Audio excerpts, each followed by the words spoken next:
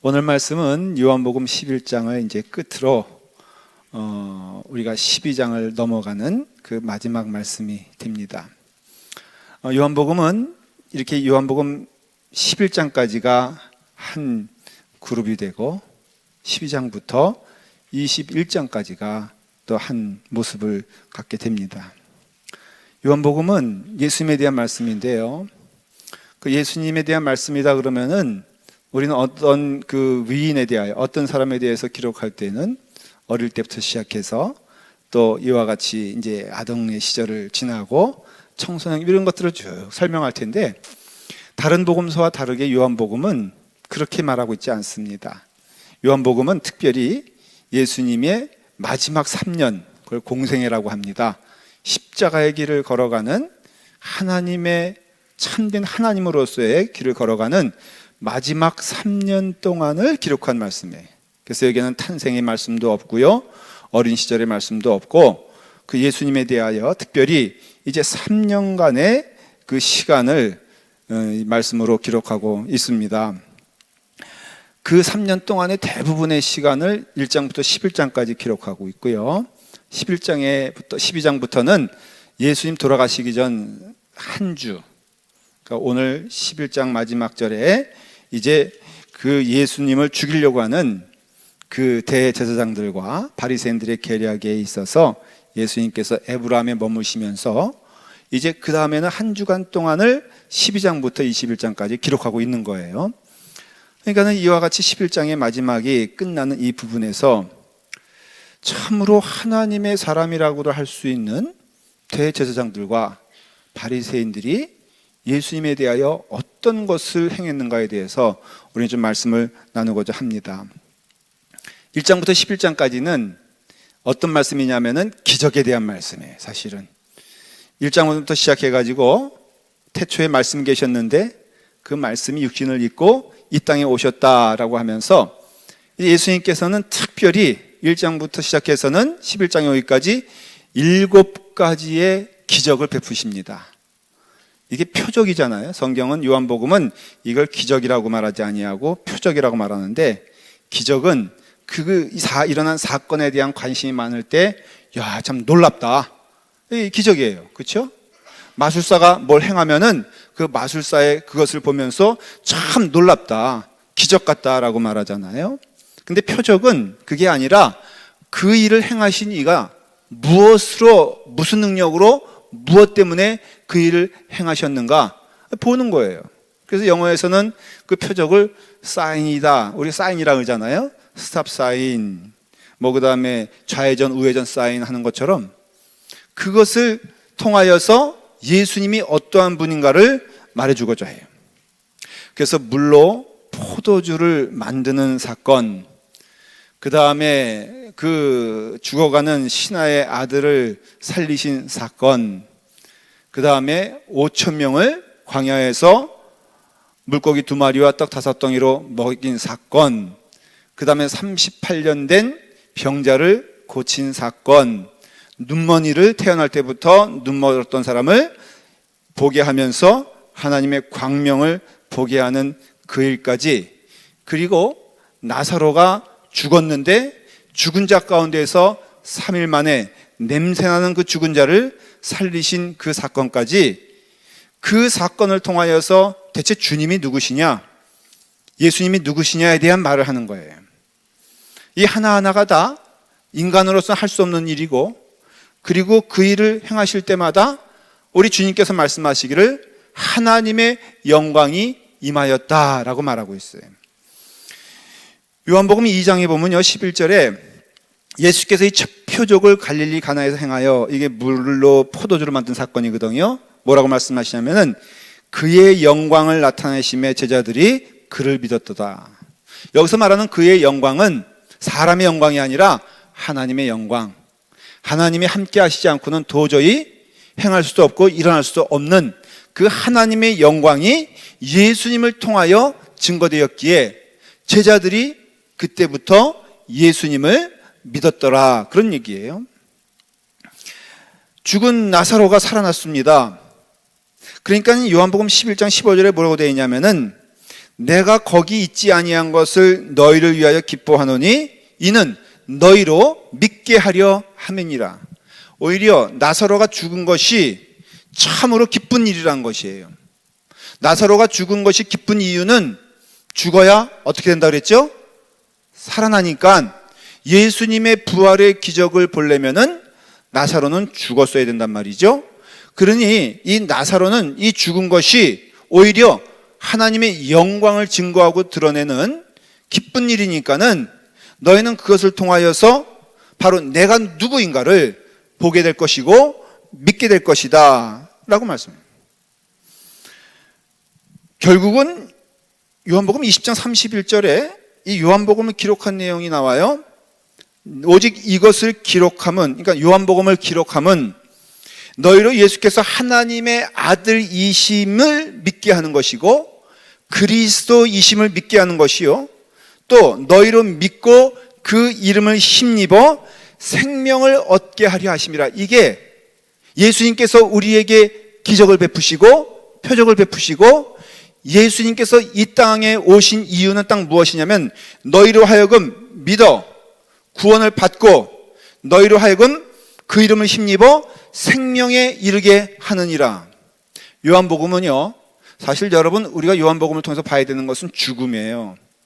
모든 인생은 죽는다는 것이죠. 모든 인생은 죽기 때문에, 그러나 그 죽음은 우리가 생각하는 어두운 죽음이 아니라 하나님께 영광 돌리는 죽음이 될 것이다. 너희는 죽게 됨으로써 죽음의 어두운 길로 걸어가는 것이 아니라 참된 생명의 길로 걸어가며 약속된 하나님의 나라의 여러분들은 백성이 될 것이고, 이 땅에 살면서도 우리는 부지런히 어디를 지향하는 자냐 하면은 생명을 지향하고 참된 빛을 지향하는 자가 될 것이다. 여러분, 생명의 반대는 무엇입니까? 죽음 아니겠습니까? 그러니까는 생명의 반대는 죽음이기 때문에 우리는 필연코 죽음을 향하여 나아가는 존재이지만은, 그러나 우리는 죽은 자 가운데 있는 것이 아니라 생명을 누리는 자가 되기 때문에 우리의 가는 길은 같아 보여도 다른 것이라 이거예요. 여러분, 김동희 목사는 죽습니까? 안 죽습니까? 당연히 죽습니다. 그렇죠? 그러니까 죽음은 슬플까요? 안 슬플까요? 여러분 가운데는 저보다 먼저 가시는 분들도 있을 것이고, 어떤 분들은 저보다 연세가 10살이나 높으신데도 목사님 장례식엔 꼭 참석하겠다고 그런 분들도 있어요. 뭐 다 좋습니다. 하나님께서 부르시는 때가 언제인지 모르니까는. 그런데 오늘 하루를 살아가면은 저는 분명히 하나님 나라에 하루 더 가까이 온 것이에요. 믿어요. 세상 사람들은 오늘 지나면은 하루 더 죽음이 가까이 온 것이에요. 마지막 날이 가까이 온 것은 세상 사람들이요, 영원한 나라에 가까이 간 것은 믿는 자라 이거예요. 여러분, 그날이 가까이 올수록 그것이 어디냐에 따라서 우리의 삶이 달라지는 것은 분명히 다르죠. 군대 앞두고요, 군대 가서는 매일 하는 일이 무엇이냐면은 달력에 내 제대하는 날 이렇게 그려가는 것이에요. 여러분, 하루가 지나면은 그 삶이 더 소생하고 생동감이 있습니까? 아이고, 하루가 지나갔다 그러겠습니까? 여러분, 그날이 지나가면 지나갈수록 그 사람은 이제는 제대할 것이 앞두기 때문에 더 기쁜 거예요. 거꾸로 이제 이 날이 지나가면 마지막이다라고 했을 때에는 그날이 가면 갈수록 더 두렵고 떨릴 것입니다. 그래요. 우리의 삶을 보십시오. 세상 사람들의 특징은 무엇이냐면은 그날이 오면 올수록 마음이 두려운 것이에요. 그날이 오면 올수록 마음 가운데 어두운 것이에요. 마음 가운데 근심이 되는 것입니다. 그런데 예수 그리스도를 믿는 자들은 그날이 오면 올수록 더 소망 가운데 있다는 것이죠. 여러분, 이것은 우리가 관념적으로 생각적으로 하는 것이 아니라 우리의 삶을 통하여 제가 여러분 믿는 분들을 많이 먼저 보낼 때마다 하나님께 제가 감사한 것은, 참으로 믿음이 있어 믿는 자들은 그의 마지막이 두렵거나 떨린 것이 아니라 그의 마지막이 감사하며 기쁘며 하나님께 영광을 돌리고, 이제 내가 나의 다갈 길을 다 갔으니 이제는 하나님께 드릴 일만 남았도다라고 하면서 하나님께 기뻐하며 즐거워하며 찬송하는 모습을 너무나 많이 봤다 이거예요. 그러니까 우리의 삶이 성경에서 아주 의미 있게 말하고 있잖아요. 고린도전서 15장 19절에 뭐라고 말하고 있냐면, 만일 그리스도 안에서 우리가 바라는 것이 다만 이 세상의 삶뿐이면 모든 사람 가운데 우리가 더욱 불쌍한 자라 그랬어요. 만일에 이 삶이 이 세상에서 끝난다, 이 세상 사람들, 이 세상이 마지막이라고 믿는 자들의 삶의 모토가 뭡니까? 구호가 무엇입니까? 이 한 세상 사는 거 어떻게 살자고요? 멋있게 살자 그러잖아요. 화끈하게 살자 그러잖아요. 그러니까 볼 것도 없고 뒤에 무엇이 없으며 우리가 맞이할 것이 없다면은 여러분 그것도 그렇게 잘못된 생각은 아닌 것 같아요. 근데 여러분 이 세상에서 끝난다면요, 여기서 그냥 구질구질하게 여기 모여가지고 뭐 예배 드린다고 여기 쭈그려가지고 앉아있는 것, 이거 안 하시는 게 더 좋아. 그러니까 여기서 있잖아요, 만일에 이 세상의 삶의 뿐이라면은 그냥 가시면 돼. 어디로? 저기 빛집가로 가셔가지고 선탠하면서 하루하루를 캐세라세라 부어라 마셔라 해도 그렇게 잘못된 삶은 아니라는 것이에요. 근데 우리는 믿잖아요. 만약 이 세상의 삶뿐이라면은 예수님의 이름을 위하여 또 그 뜻을 향하여 영생을 소유한 자로서 살아가는 것이 구차한 것이라고 성경은 말하고 있잖아요. 만약 우리가 살아가는 것이 예수님의 이름을 위하여 살아가는 이 삶이 정말로 우리가 이 땅의 뿐이라면은, 그래서 이 세상에서의 끝이 끝이라고 말한다면은 여러분들은 그렇게 살 필요도 없고 그렇게 살 이유도 없고 그렇게 살지 말라고 하는 것이에요, 성경은. 그럼으로써 우리가 분명히 이 세상의 삶이 아닌 영생의 삶이 우리 가운데 있고 그 삶을 향하여 나아가는 우리의 믿음의 사람이라면 분명히 기억해야 할 것은 하나님 만난다 이거예요. 하나님이 보고 계시다는 것이에요. 하나님이 인도하신다는 것이죠. 약속한 말씀이 우리 가운데 너무나 분명하지 않습니까? 그래서 우리는 영생을 향하여 준비하는 자가 되어야 되고, 예수님 만날 그 삶을 기억하면서 열처녀의 비유가 뭐겠어요? 여러분 그 말씀은요, 우리로 하여금 이 땅에 살면서 이 땅의 마지막이 아니라 오히려 신랑을 기다리는 신부같이 우리의 삶은 영생을 향하여서 나아가고 있다는 것을 성경은 말해주고 있고, 그런 삶이 복된 삶이라고 성경은 말해주고 있다는 것이에요. 불행하게도 이 세상의 교육은요, 이 세상에서 말하는 것은 이 땅에서의 살아가는 것만을 말하고 있어요. 그것이 다라고 믿게 만들고 있어요. 그래서 여러분들 참 허망하지 않습니까? 여러분들이 이 땅에 살면서 사는 모습을 보십시오. 무엇인가 남들보다 조금 더 좋은 것을 가지려고 하는 몸부림, 이 땅에 살면서 남보다 조금 더 높아지려고 하는 몸부림, 이 땅에 살면서 누구보다도 조금 더 권세를 가지려고 하는 그 몸부림들이 여러분 가만히 영적인 눈으로 살펴보면은 얼마나 불쌍한 것입니까? 얼마나 추한 것입니까? 얼마나 어두운 것입니까? 성공하기 위해서 정말 열심을 다해서 모았어요.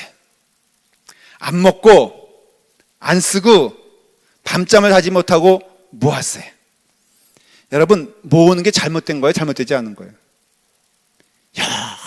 열심히 모았습니다. 그러니까 70이 돼도 모읍니다.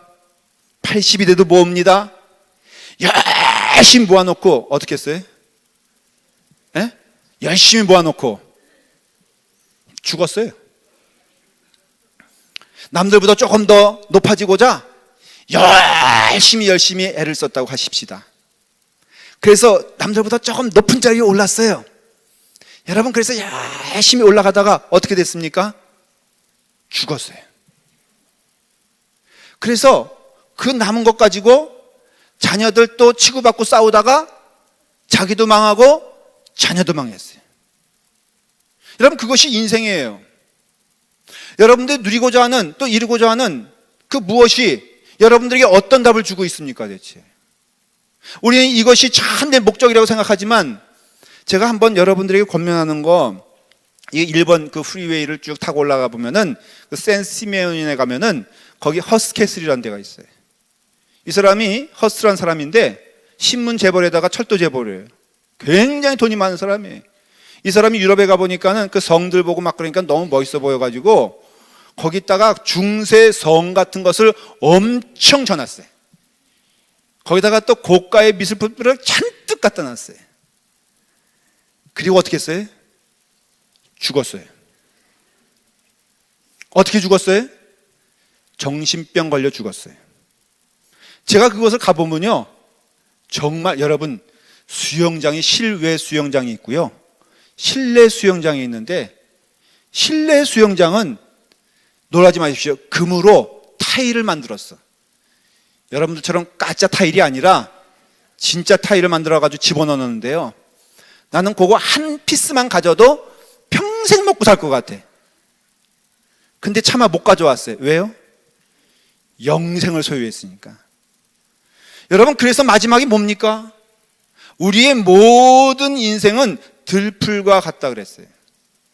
그래서 우리의 인생은요, 이 땅의 삶은 참으로 이 땅에 살고 있는 존재 자체도 그렇게 복된 것이 아님을 알고 있고, 이 땅의 삶에 무엇을 누리고 어떤 것을 가져도 우리의 어두움을 제거할 수가 없으며 해방될 수 없다는 것을 말해주고 있는 거예요. 주님께서 말씀하셨어요. 이 땅의 것을 사모하지 마라. 눈에 보이는 것을 의탁하지 마라. 너희에게는 영원한 나라가 있으니 그 영생을 소유한 자가 되어라. 여기 나오는 사람들이 오늘 주인공 말씀들이 누구냐면 대제사장들과 바리새인들이에요. 여러분, 이 사람들에게 놀라운 것을 발견하게 되는데, 이 사람은 그 당시에 종교 지도자들이었고, 우리로 말하면은 좀 말하기 거북하지만 누구예요? 목사님들이란 말이죠. 근데 이 목사님들과 같은 이 대제사장들과 바리새인들의 그 마음 가운데에는 온통 무엇으로 차고 있었냐면은 이 세상의 욕심과 이 세상의 재물과 이 세상의 욕망으로 가득 차 있던 사람인 것을 알 수가 있어요. 그런 증거들이 나오게 되는데, 자, 예수님의 그 놀라우신 죽은 나사로를 살리는 표적을 들은 많은 사람들이 예수님을 믿고 따라가기 시작했어요. 그러니까 대제사장들과 바리새인들이 긴급하게 모여서 회의를 하는 장면인데, 회의를 하면서 뭐라 그러냐? 이 사람이 많은 표적을 행하니 우리가 어떻게 하겠느냐? 사랑하는 여러분, 표적을 표적으로 본다는 것은 하나님을 하나님으로 본다는 소리죠. 여러분 가운데 하나님이 임하여 하나님이 여러분 앞에 나타났다고 하십시다. 하나님을 본다고 하십시다. 그러면 뭐 하면 돼요? 믿으면 되는 거예요. 그 살아계신 하나님이 내 앞에 있다 그러면요, 거기에 무릎 꿇으면 되는 거예요. 이 사람들이 뭐라고 하느냐? 우리가 어떻게 하겠느냐? 무릎 꿇어 주님께 나아가자는 소리가 아니에요. 주님을 믿고 하나님의 아들임을 고백하자는 소리가 아니에요. 이 사람들은 어떻게 해야 우리가 가지고 있는 것을 뺏기지 아니하고 보존할 것이냐? 근데 그것이 다 썩어 문드러질 세상 것들이라 하는 것이에요.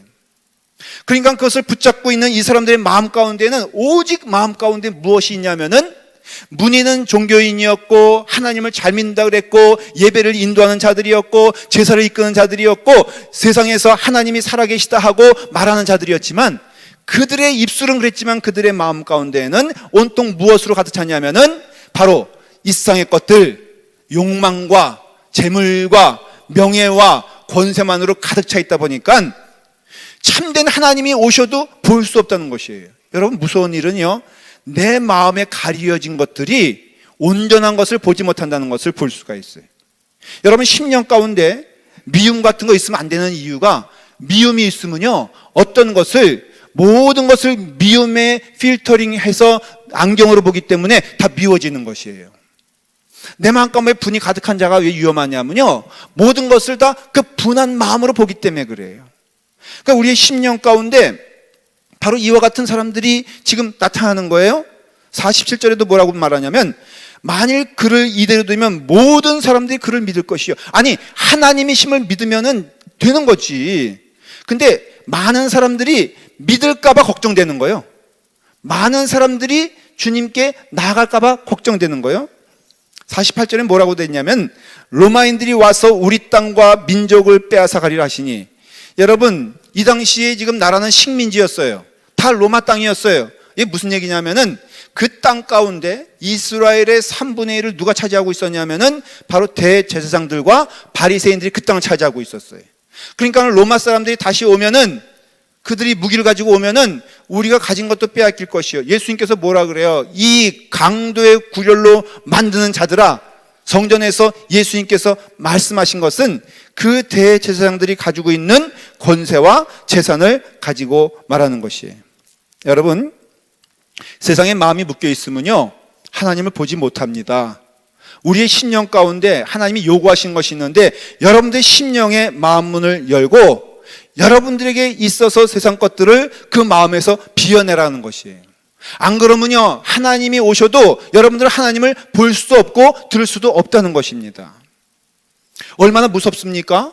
나중에는요, 예수님께서 친히 십자가에 달려 돌아가심으로 사흘 만에 부활하시잖아요. 그것을 그 유대 경비병들, 대제사장이 심어놓은 그 경비병들, 절대로 부활하면 안 된다, 예수님 부활할 것이라고 말씀하셨고 소문에 퍼졌거든요. 그러니까 대제사장들이 절대 예수는 부활하면 안 된다고 하여서 경비병들을 그 돌무덤 앞에 세워놨는데, 그 문이 열리면서 그 경비병들이 대제사장 앞에 와서 보고를 합니다. 이와 같이 이 된 일, 예수님이 없어졌다, 부활하셨다라는 것을 얘기하니까 그 대제사장들이 그 경비병들에게 많은 돈을 주면서 이르되 너는 말하기를 제자들이 밤사이에 와서 훔쳐갔다고 소문을 내어라. 아니, 예수님께서 친히 부활하셨다면은 참으로 하나님을 믿는 자들이라면은 하나님의 영광이 임한 줄 알고 회개하여 하나님께 나아가야 되는데, 예수님이 부활하셨어도 이들 마음 가운데는 오직 예수님은 안중에도 없어요. 하나님은 안중에도 없어요. 영생은 관계가 없어요. 오직 지금 이 땅에서 내가 움켜쥐고 있는 것만 가지고 어떻게든지 살아보겠다고 세상 욕심으로 가득 차니 하나님의 음성을 듣지 못한다는 것이에요. 다윗은 말합니다. 하나님이여, 내 마음이 확정되었고 내 마음이 확정되었으니 내가 노래하고 내가 찬송하리로다. 여러분, 우리의 심령이 하나님께 확증되기를 간절히 축원을 드립니다. 여러분들의 마음 문을 열고 오늘 이 시간에 이 말씀을 들으며 하나님의 음성을 듣게 하여 주시옵시고, 하나님의 길을 보게 하시며 그 발걸음에 내가 함께하게 하여 주시옵소서. 기도할 때 하나님께서 여러분 가운데는 희미하게 보이는 안개 같은 분이 아니라 우리와 함께 걸어가며 우리와 함께 대화하며 우리와 함께 동행하며 우리를 성령님의 인도하심에 따라서 온전한 길로 인도하시는 줄 믿고 하나님의 길에 동참하는 여러분 되기를 바랍니다. 하나님을 보는 비결은 무엇일까요? 하나님을 만나는 비결은 무엇일까요? 하나님 먼저 은혜를 베풀어 주셔서 예수 그리스도를 죽을 자 가운데서 우리 가운데 임하여 산자로 부활시켜 주시고, 우리 또한 약속하시기를 고린도전서에서 너희도 예수 그리스도를 믿는 자마다 죽은 자 가운데 있는 것이 아니라 살아있는 자 가운데 있겠다고 약속해 주셨는데, 그 하나님을 만나며 그 하나님과 동행하는 비결은 무엇일까요? 어떻게 하면 하나님의 음성을 듣고 어떻게 하면 하나님을 경험하며 살아갈 수 있을까요? 마음이에요. 마태복음 5장 8절에 뭐라고 되어 있냐면은 마음이 청결한 자는 복이 있나니 그들이 하나님을 볼 것이다 라고 예수님께서 말씀해 주셨어요. 여러분들 심령 가운데 있는 세상의 악한 것들을 오늘 여러분 버리시길 바랍니다. 여러분 마음 가운데 있는 세상의 것들을 다 토해내시길 바랍니다. 여러분들의 마음 가운데 있는 것들을 다 버리게 되었을 때 그 마음이 청결해져서 그 마음이 확정되어져서 이제는 주님을 바라보길 원하나이다 라고 했으면은, 여러분 그 마음 가운데 하나님께서 임하여서 하나님께서 인도하심을 볼 것이고 하나님을 바라볼 것이라고 말씀해 주셨어요. 많이 배운, 많이 유식한 대제사장들과 바리새인들은 하나님을 보지 못할 때, 들에서 양치던 그 양치기들은 주님을 봤으며, 눈물을 흘리면서 회개하던 그 여인은 주님을 만났다는 것이에요. 여러분, 이와 같이 주님의 복음이 임하고 주님의 은총이 임하게 되었을 때 오늘 53절에 보니까는 이 대제사장들과 이 바리새인들이 한 것은 딱 하나인 것입니다. 이날부터는 그들이 예수를 죽이려고 모의하더라. 하나님의 사람이란 그 사람들이 모여가지고는 하나님의 아들인 예수님을 죽이려고 모의하고 작당하고 하나님과 더불어 대적하여 하나님의 길을 걸었지 아니하고 어둠의 길을 걸어간 자의 마지막은 무엇이냐? 이 땅의 마지막은 없습니다, 여러분. 여러분, 이 땅의 마지막은 약속된 하나님의 첫날인 것을 기억하시기를 바랍니다. 여러분, 어떤 자에게 그 마지막이 영원한 죽음이요, 영원한 어둠이에요. 하나님께서 부르실 때, 하나님께서 우리에게 말씀하실 때 우리의 심령이 열려서 하나님의 음성을 들으면은 우리가 주의 은혜 가운데 주님의 길 걸어가는 축복된 자녀가 될 것을 믿으시길 바랍니다. 사도행전 2장에 베드로가 하나님의 복음, 예수 그리스도의 복음을 선포하니까는 그 듣던 사람들의 마음이 찔렸다 그랬어요. 대제사장과 바리새인들의 심령에는 더 악한 것이 그 마음 가운데 계획될 때, 복음이 전포됐을 때 사도행전 2장에 보니까는 많은 사람들이 찔려 뭐라고 말하냐면은 우리가 어떻게 하면 되겠느냐. 여러분, 바리새인들과 대제사장도 똑같이 말합니다. 우리가 어떻게 하면 좋겠느냐? 예수님을 죽이기 위해서 어떻게 하면 좋겠느냐? 근데 사도행전 2장에 나오는 그 질문은 그게 아니라 어떻게 하면 되겠느냐? 대체 우리의 심령이 찔리는데, 우리의 마음이 뜨거워지는데 우리가 어떻게 하면 되겠느냐? 그 질문에 대하여 베드로는 너무나 명쾌하게 대답을 합니다. 베드로가 이르되 너희가 회개하여 각각 예수 그리스도의 이름으로 세례를 받고 죄 사함을 받으라. 그리하면 성령의 선물을 받아 영생을 누리게 되리라 약속했다는 것이에요. 여러분, 우리 가운데 회개할 때 그 회개의 문을 여시길 바랍니다. 우리의 길이 잘못된 것임을 말씀하고 있으며 어두운 가운데 죽어가는 영혼들에게 너희는 죽을 영혼이다 라고 말씀하실 때, 그때 우리의 심령이 열려 있어서 하나님께 나아갈 때 각각 예수 그리스도의 이름으로 세례를 받아 죄사함을 받아 영생을 누리는 축복을 우리 가운데 주신다고 약속해 주셨습니다. 여러분, 이런 축복이 우리 가운데 임하기를 바랍니다. 여러분, 염려하거나 근심하지 마십시오. 하나님이 함께 하시는 길은 늘 그 길이 축복된 길임을 믿으시길 바랍니다. 오늘 여기서 결론적으로 말씀을 드리면 가야바가 이런 말을 하잖아요. 뭐라 그럽니까? 아주 이상한 말을 하죠. 한 사람이 백성을 위하여 죽어서 온 민족이 망하지 않게 되는 것이 너희에게 유익한지를 너희가 왜 알지 못하느냐. 이거 잡아 죽이겠다는 거거든요. 근데 그 다음에 뭐라고 되어 있냐면은 이 말은 51절에 스스로 함이 아니요 그 해의 대제사장이므로 예수께서 그 민족을 위하시고 또 그 민족만 위할 뿐 아니라 흩어진 하나님의 자녀를 모아 하나가 되기 위하여 죽으실 것을 미리 말함이라. 여러분, 가야가 하는 그 말은 가야바의 말이 아니라 성령님의 말인 것을 알 수가 있어요. 여러분, 때로는 하나님께서는 악한 자를 들어 사용하신다는 진리의 말씀을 기억하십시오. 우리가 영생의 길을 걸어가는 주님의 자녀로서, 복된 길을 걸어가는 주님의 자녀로서 잊지 말아야 될 것은 하나님은 우리의 길을 인도하시고 이끄시기 때문에 때로는 눈에 보이는 어둠 길처럼 보이고 죽음의 길처럼 보이고 때로는 우리 가운데 빛이 없는 것처럼 보여도 하나님의 약속하신 그것은 반드시 이루기 때문에 우리는 오늘도 부지런히 주님의 음성을 듣길 기뻐합니다. 주님의 말씀 가운데 거하길 기뻐합니다. 우리는 주께서 우리에게 임하여 하나님의 아들이심을 선포하고 무익한 인생, 쓰러져가는 인생, 들불과 같은 인생이 되게 되었을 때 너희의 인생은 쓰러져가는 인생이 아니라 영생을 얻기 위한 축복의 인생이라고 말씀하실 때 그 말씀에 순종하면서 주님께서 명하신 그 길에 순종하게 되었을 때 그것이 복된 길이라고 한다면은 여러분들의 씨를 지금 세상에 뿌리겠습니까? 여러분들의 씨를 지금 영생에 뿌리겠습니까? 여러분들의 시간을 지금 세상에 투자하겠습니까? 여러분들의 씨를, 여러분들의 시간을 지금 하나님께 바치겠습니까? 하나님께 바치는 성도와 영혼은 영생을 누리는 자가 되어 복된 삶을 산다고 약속해 주셨으니 그 은혜가 넘치기를 간절히 축원해 드립니다. 기도하겠습니다.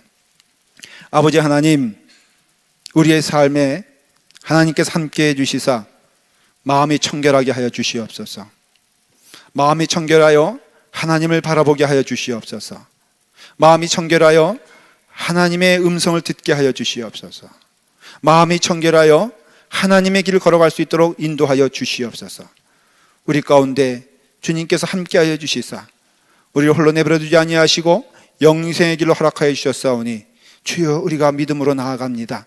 우리의 심령 가운데 함께하여 주셔서 주의 길을 걸어가게 하여 주시옵소서.